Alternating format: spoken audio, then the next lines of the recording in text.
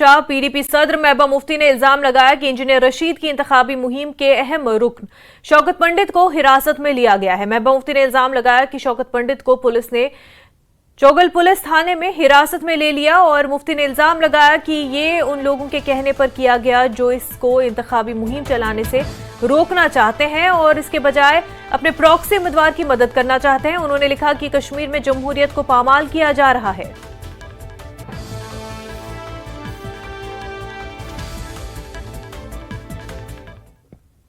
BJP के senior leader Surendra Ambardar ने जमात इस्लामी की जानिब से पाबंदी हटाने पर आइंदा असेंबली इंतखाबात में हिस्सा लेने के बारे में गौर करने से मुतल्लिक बयान पर कहा कि ये मोदी के जादू का असर है कि जमात इस्लामी मरकजी धारे की सियासत में शामिल होने जा रही है।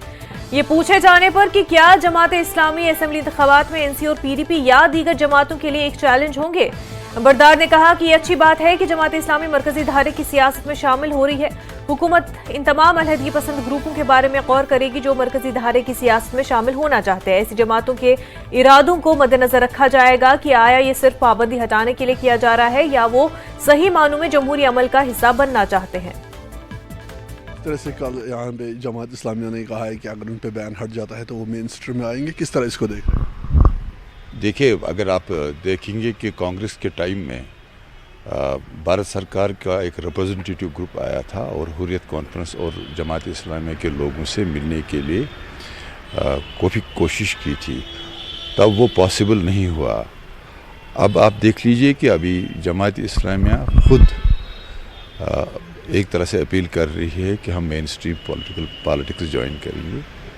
तो मैं समझता हूँ कि जो अभी जहाद कौंसल और जमात इस्लामी के बीच में भी जो तनाव चल रहा है वो जो 2019 में रीऑर्गेनाइजेशन हो गया है और मोदी जी का जो मैजिक है उसका असर है।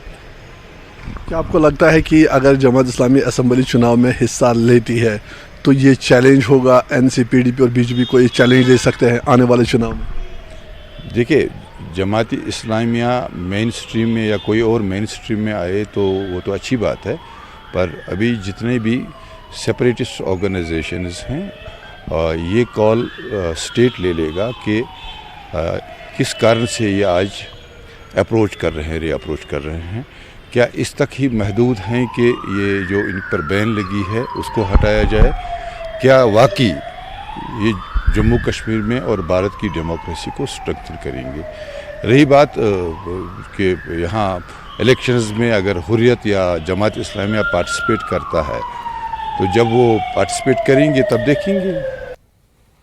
अपनी पार्टी ने बांडीपुरा में एक कन्वेंशन मुनक्किद किया। काफी तादाद में कारकुनों ने शिरकत की। पार्टी के नायब सदर उस्मान मजीद ने कहा कि सजाद लोन बारामुल्ला हल्के के रिहायशी हैं और यहाँ के अवाम का दुख दर्द समझने वाले इंसान हैं। उन्होंने अपने कारकुनों से अपील की कि वो सजाद लोन को भरपूर हिमायत करके उन्हें कामयाब बनाएं।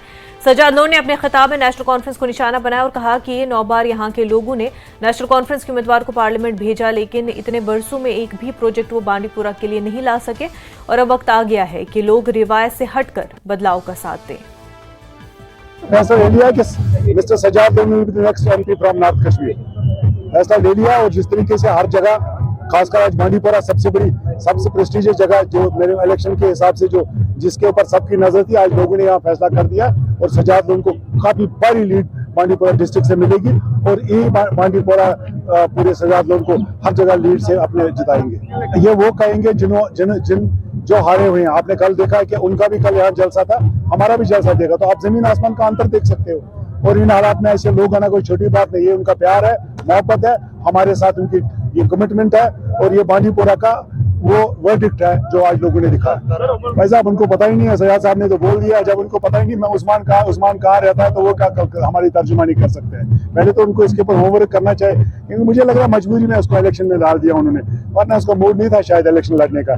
नेशनल कॉन्फ्रेंस में शिकस्त मुझे लगा तस्लीम। राष्ट्रीय जनक्रांति पार्टी के बारामुल्ला पार्लिमानी निशिस्त के उम्मीदवार खुर्शीद अहमद शाह ने कहा कि रिवायती सियासी जमातों ने यहाँ की आवाम को जुल्म तशद्दुद और इस्तेसाल के अलावा कुछ नहीं दिया।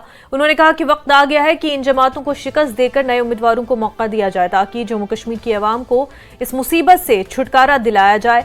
शाह ने कहा कि उन्हें इंतखाबी तशहीर मुहिम चलाने में कम वक्त मिला, जिसकी वजह से वो हर जगह नहीं पहुंच पाए। खुर्शीद अहमद शाह ने इन बातों का इजहार बिरवा के कंडूरा में किया। पूरा अवामस गुजारिश ये अस रूद खाली अख दो कैंपेनिंग क्याज अस हेक न प्रथ कुन जाय वुनुक तान वतित कह दो अस टोटल कह बहुत करान पन्ने तरफ प्रथ कंस बयस गुजारिश यथ जाय अस वत तथ जाय वेल एंड गुड यथ जाय नस वत तमन छुस बह करान पुरजोर के गुजारिश तुम त्रो वोट पन कंप्यूटरस पे युस मे सूरिम बटन कंप्यूटर नेशनल कॉन्फ्रेंस युस MLA बनो यत नसन सी बनो बीरव के वोटो सत क्या तम कोर वुनुक तान टोटली कहें जेन या हारन सह सोरे अल्लाह ताला तान अगर हारुन तह इंशाअल्लाह रहमान बह कर तोत लुकन हिज अमे आई कम खदमत ये आई लुकन हुंद दिल इंशाअल्लाह रहमान खुश गस। बहुत सारे लोग बहुत सारी जगहों से, हंदवारा से, उड़ी से, टंगडार से हमें लोग फ़ोन कर रहे हैं कि आप यहाँ क्यों नहीं आए। हम उन लोगों का मैं उन लोगों का शुक्रगुजार हूँ खुर्शीद साहब के साथ कि वो हमें फ़ोन कर रहे हैं कि आप यहाँ क्यों नहीं आए। हम बहुत सारी जगहों पे नहीं पहुँच पाए, उसके लिए हम माजरत चाहते हैं अपने लोगों से। दूसरी बात ये कि हमें कैंपेनिंग के लिए सिर्फ 8 या 10 दिन मिले।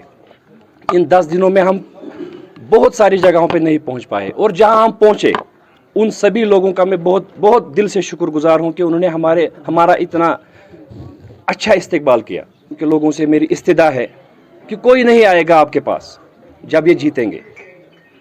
जो वोट इन्होंने आपसे पहले लिए हैं, आप पहले उसका हिसाब कीजिए।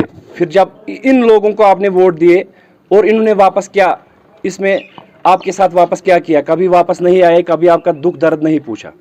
खुर्शीद साहब यहाँ पर हमारे हैं, हमारे इलाके के, अपने इलाके के हैं। अगर आप रात को भी आएंगे, दिन को भी आएंगे, जब भी आप करेंगे, कॉल करेंगे, कुछ भी करेंगे तो ये आपके।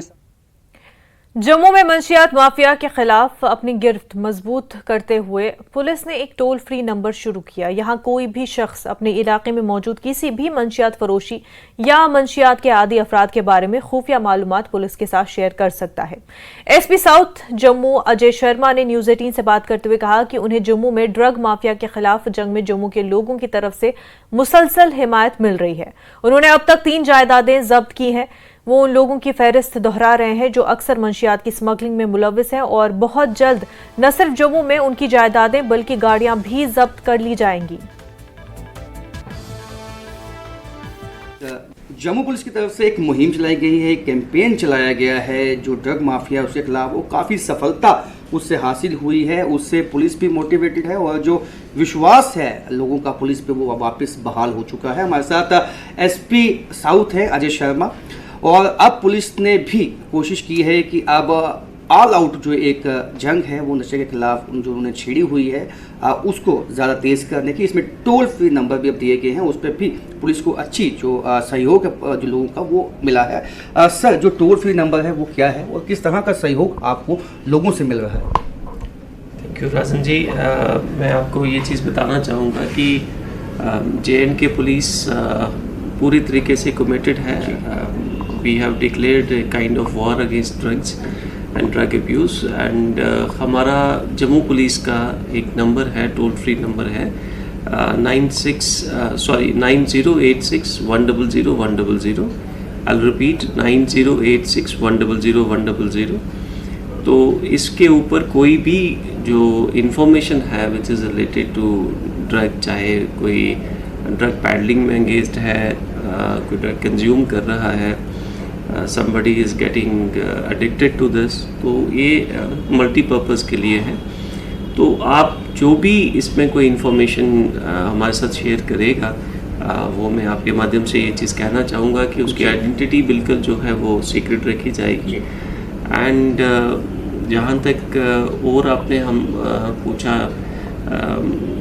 Regarding the action of Jammu police, तो मैं आपके माध्यम से ये भी बताना चाहूँगा कि we have launched an operation called Sanjeevani. This is a frontal operation of Jammu Police with the concentrated efforts जो हमारी हैं वो ड्रग अब्यूज़ को लेके, ड्रग पैडलिंग को लेके। तो इसमें जो 3 बड़े मतलब जो इसके 3 एस्पेक्ट्स हैं हम उनको एड्रेस करने की कोशिश कर रहे हैं।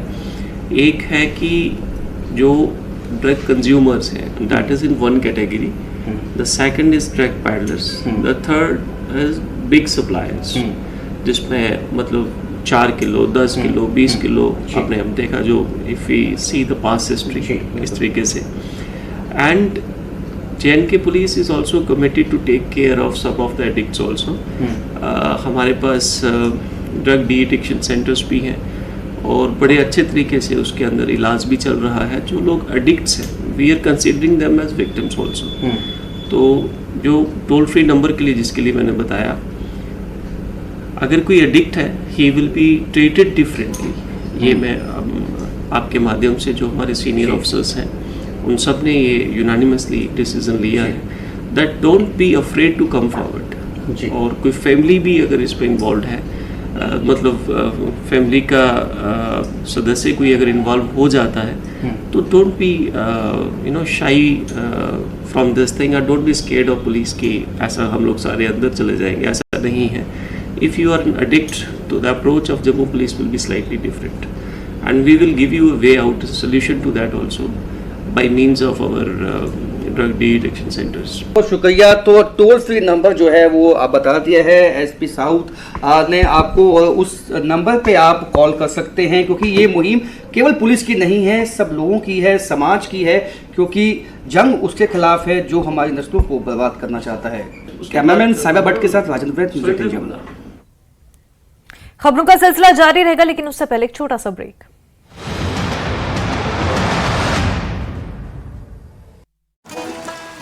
सीट पर 20 मई के मतदान को लेकर तैयारियां अंतिम चरण में। वोटरों में 100 साल से ज्यादा आयु के कई मतदाता। 103 साल के मोहम्मद हसन ने सभी से मतदान करने की अपील की।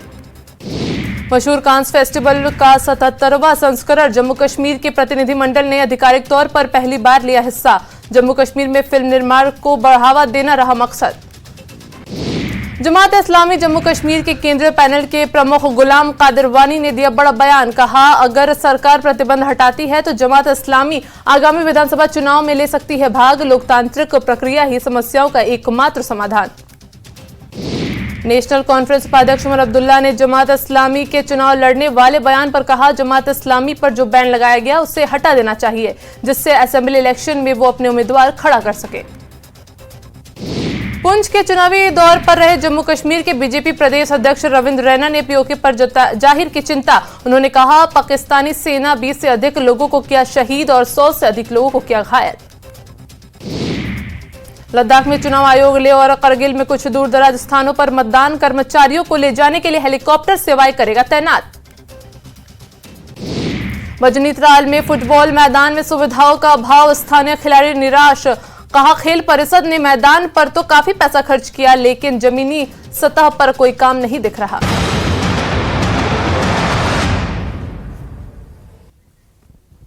ब्रेक के बाद आपका खैर मकदम है। श्रीनगर की सड़कों पर आवारा कुत्तों की तादाद में नुमाया इजाफा हुआ और गुज़िश्ता 5 सालों में कुत्तों के काटने के वाकयात में तेजी से इजाफा हो रहा है। Community medicine government medical college के प्रोफेसर और HOD डॉक्टर सलीम खान का कहना है कि 2022-23 में कुत्ते के काटने के 6,800 केसेस रिपोर्ट हुए जबकि गुज़िश्ता साल 8,652 केसेस रिपोर्ट हुए थे। सूरत हाल ये है कि स्कूल के बच्चे सड़क पर निकलने से डरते हैं और कई बार बच्चे कुत्तों के हमलों का निशाना भी बन जाते हैं। ये आवारा कुत्ते श्रीनगर शहर के मुख्तलिफ इलाकों में चारों तरफ पाए जाते हैं और ये आम तौर पर रिवट बनकर घूमते हैं।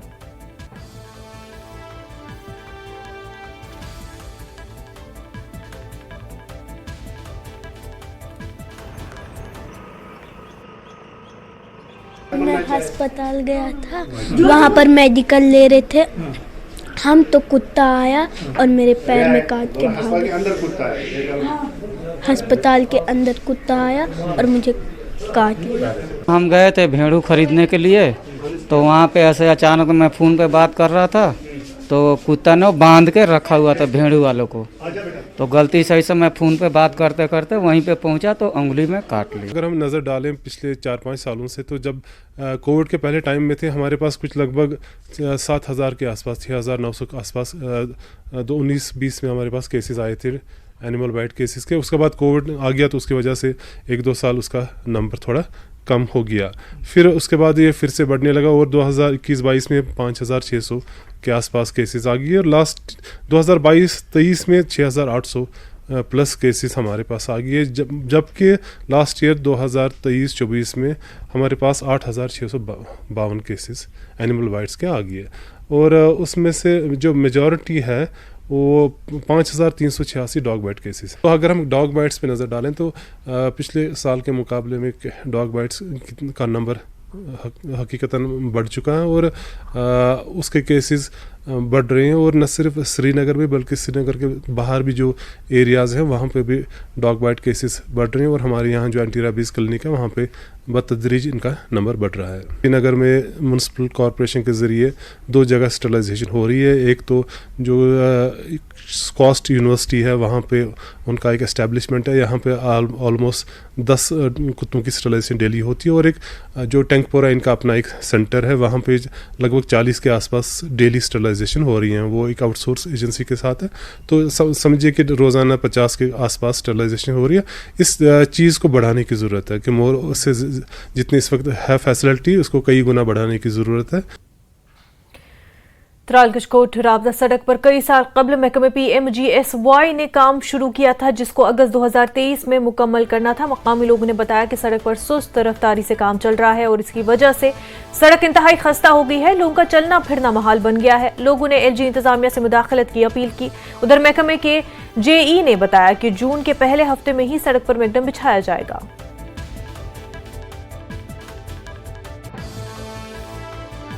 मसला ये है कि कचेकुट त्राल जो प्रोजेक्ट है सड़क का PMGYS ने ये अपने हाथ में लिया था 3-4 साल पहले और इसको पिछले साल अक्टूबर में ही कंप्लीट करना था। लेकिन बदकिस्मती की बात यह है कि ये आज तक बड़ी खस्ता हालत में है। बड़ी दुश्वारी होती है लोगों को यहाँ गाड़ी चलाने की। गाड़ी तो गाड़ी रही, लोग पैदल भी नहीं चल सकते हैं। तो बहुत से खड्डे पड़े हैं इसमें। जब बारिश होती है तो लोगों को बड़ी परेशानी होती है। लोग कोई बीमार होता है या कोई बूढ़ा होता है, हॉस्पिटल जाना है या किसी को ड्यूटी पे जाना है तो घंटों के हिसाब से जो टाइम है लग जाता है। सही टाइम पर हम बीमार को भी हॉस्पिटल त्राल में नहीं पहुंचा सकते। इस्तदा है मेरी हुकूमत से कि PMGYS को एक बार फिर हिदायत की जाए कि इस प्रोजेक्ट को फास्ट ट्रैक बुनियाद पर बनाकर तैयार करें ताकि लोगों की जो मुश्किलात है वो दूर हो सके।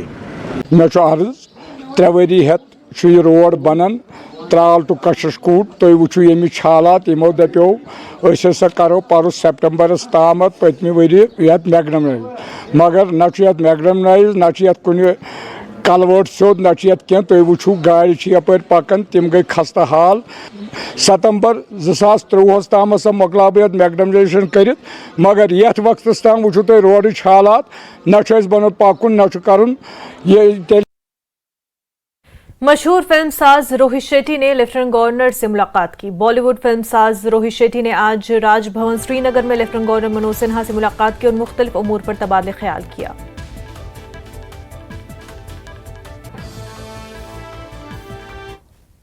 संकल्प के तहत हुनरमंदी की तरक्की और एंटरप्रेन्योरशिप हुकूमत की वजारत की विश्वकर्मा स्कीम के तहत सलाहियत साजी का प्रोग्राम मुनक्किद किया गया है।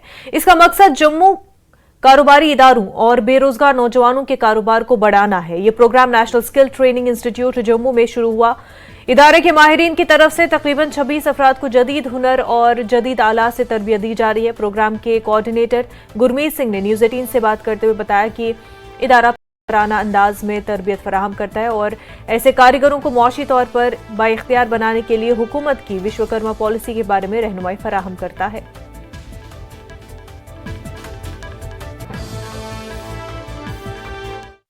National skill training institute skill development and entrepreneurship government of India एक ऐसा इदारा यहाँ पे है जम्मू में जहाँ पे ट्रेनिंग दी जाती है उन सभी बेरोज़गार नौजवानों को मुख्तलिफ़ शोबों में। और आजकल का ख़ास जो यहाँ पे इंस्टीट्यूट में एक ट्रेनिंग प्रोग्राम अमल में लाया गया है, उस सिलसिले में अगर बात करेंगे हमारे साथ हैं प्रिंसिपल और कोऑर्डिनेटर इस ट्रेनिंग प्रोग्राम के गुरमीत सिंह जी, उनसे बात करेंगे। गुरमीत सिंह जी, सबसे पहले जानना चाहेंगे इस बारे में कि क्या कुछ हो रहा है स्किल ट्रेनिंग के बारे में। अगर हम बात करेंगे किस हद तक ये कामयाब रह चुका है रोज़गार देने में?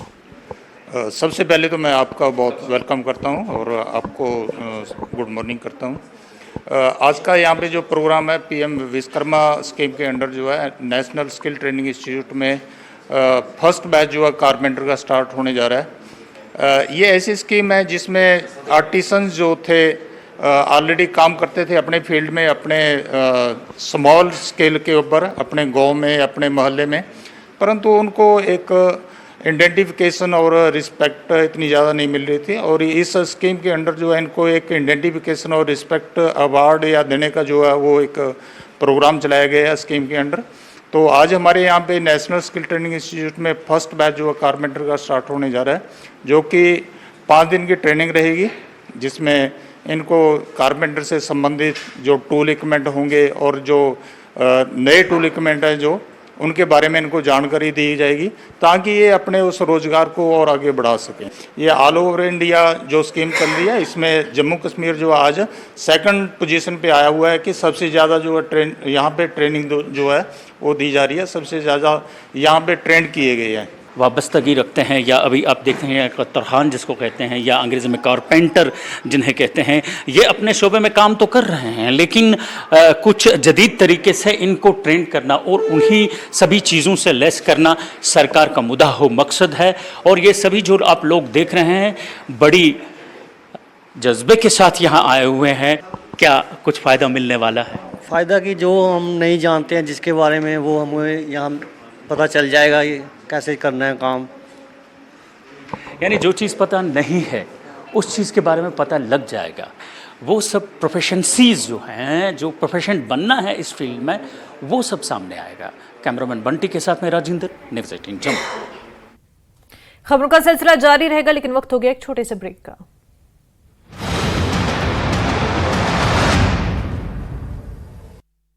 किसानों को पाकिस्तानी संसद में गूंजी भारत की तरक्की की बात। MQMP नेता मुस्तफा कमाल का बयान, भारत चांद पर जा रहा, हमारे यहां बच्चे गटर में गिरकर मर रहे। उपराज्यपाल मनोज सिन्हा ने माता वैष्णो देवी मंदिर में दरबार में पहुंचे। माता वैष्णो देवी मंदिर में श्री भागवत कथा का लिया हिस्सा और की पूजा अर्चना, प्रदेश की शांति की कामना की। राष्ट्रीय डेंगू दिवस के अवसर पर जिला स्वास्थ्य सोसाइटी डोडा ने जागरूकता कार्यक्रम का किया आयोजन। इस अवसर पर chief medical officer doctor Abdul Gafoor Ahmed मुख्य अतिथि के तौर पर रहे मौजूद। उधमपुर के ग्रेड स्टेशन में लगी भीषण आग की सूचना मिलते ही पुलिस और दमकल की गाड़ियां मौके पर पहुंची। केंद्रीय मंत्री अनुराग ठाकुर की कांग्रेस को 2 टूक, देश फसाद फरमान और जिहाद से नहीं बाबा साहिब के संविधान से चलेगा। 4 जून को आएगा जनता का जवाब। शिमला में बीजेपी के प्रदेश अध्यक्ष राजीव बिंदल का कांग्रेस पर हमला। बीजेपी के नामांकन के कार्यक्रम को देख कांग्रेस पार्टी की नींद उड़ी, कांग्रेस की बौखलाहट आ रही है बाहर। जल्द ही हिमाचल में प्रचार करती नजर आएंगी प्रियंका गांधी वाड्रा। रायबरेली में राहुल गांधी के प्रचार से लौट सीएम सुक्खू ने दी जानकारी। नेता प्रतिपक्ष जयराम ठाकुर को बताया फ्लॉप डायरेक्टर। बंजार विधानसभा के गड़सा पहुंचे विक्रमादित्य। ब्रेक के बाद आपका खैर मकदम है। नेशनल कॉन्फ्रेंस के सीनियर लीडर अली मोहम्मद सागर ने जमात इस्लामी के बयान पर रद्द-ए-अमल में कहा कि तशद्दुद और दीगर गैर जमहूरी सरगर्मियों में मुलव्विस अलहदगी पसंद ग्रुपों को कौमी धारे की सियासत में शामिल होते देखना अच्छा है और हुकूमत उनको कौमी धारे में शामिल करने के लिए काम कर रही है। सागर ने कहा कि पार्टी क़यादत ने उनका खैर मकदम किया क्योंकि पार्टी जमहूरियत पर यकीन रखती है। उन्होंने कहा कि ये कोई नई बात नहीं है, जमात इस्लामी पहले भी इलेक्शन लड़ चुकी है। सागर ने कहा कि अगर अवाम उन्हें दोबारा इक़्तिदार में आने के लिए वोट देंगे तो वो उनका इस्तेक़बाल करेंगे। अगर उन पर बैन हटाया जाएगा तो वो इलेक्शन कॉन्टेस्ट करेंगे, असेंबली इलेक्शन। क्या आपको लगता है कि वो एक चुनौती होंगे एनसी और पीडीपी के लिए? नहीं, कुछ नहीं। इसमें हमारे नायब सदर जनाब अब्दुल्ला साहब ने अपना स्टैंड क्लियर कर दिया। वह इन फेवर अगर होगा ये अच्छी बात है। जितने लोग मेन स्ट्रीम में आए जो कल तक वायलेंस में, तशद्दुद में या मिलिटेंसी में इन्वॉल्व थे, वो आ रहे हैं तो अच्छी बात है, उनको अप्रिशिएट किया जाना चाहिए। और गवर्नमेंट ऑफ इंडिया भी वो काम कर रही है, देख रही है कि ये मेन स्ट्रीम में आ जाएं। जमात इस्लामी ने पहले भी इलेक्शन लड़े हैं, ये कोई नई बात नहीं है। जब नेशनल कॉन्फ्रेंस अभी राजकुमारी के नारा दे रही थी उस वक्त उन्हें 75 में इलेक्शन लड़े, 72 में। तो उनसे 5 जमात इस्लामी के मेंबर यहाँ से बन गए MLA, फारूक साहब वो 4 और थे। तो हम वेलकम करेंगे क्योंकि हम जमहूरियत पर एतकाद रखते हैं। जमहूरियत में कल लोग उनको बनाएंगे तो वेलकम करेंगे, उसमें क्या है, क्योंकि अवाम ताकत का सरचश्मा है, सरदारी अवाम का हक है। ये शेर कश्मीर का नारा था कि जो करते हैं अवाम करते हैं। अगर आवाम को जमात इस्लामी के लोग पसंद है, कल को वो उनको चुनते हैं, हमें कोई एतराज़ नहीं है।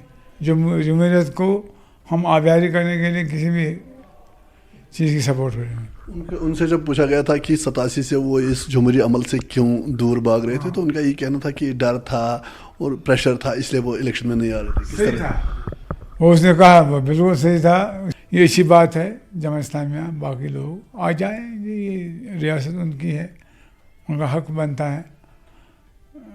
उसने खुद कहा जमात इस्लामिया के जो वो चीफ हैं, उसने कहा जब शाम का बूला घर आ जाता उसको बूला नहीं कहा जाता। तो जब उसको बूला नहीं कहा जाता दैट मीन कि वो इस बात के लिए खुद ही अफसोस कर रहे हैं कि रियासत में जो हुआ वो गलत हुआ। अच्छी बात है, कन्फेशन कर रहे हैं, लिहाजा वो आए हैं, हम वेलकम करेंगे। हमारे लीडर ने वेलकम किया, हम वेलकम करेंगे। बाकी लोगों का फैसला कल को जब कोई इलेक्शन होगा उसमें पार्टिसिपेट करेंगे, उसमें लोगों को फैसला करना है। वो जमात ज़रूरत है या कोई और पार्टी ज़रूरत है, वो फैसला करेंगे। प्राइम नून एट 1 में फिलहाल इतना ही। पर आप बने रहे न्यूज़ 18 जम्मू कश्मीर लद्दाख हिमाचल के साथ। आदाब।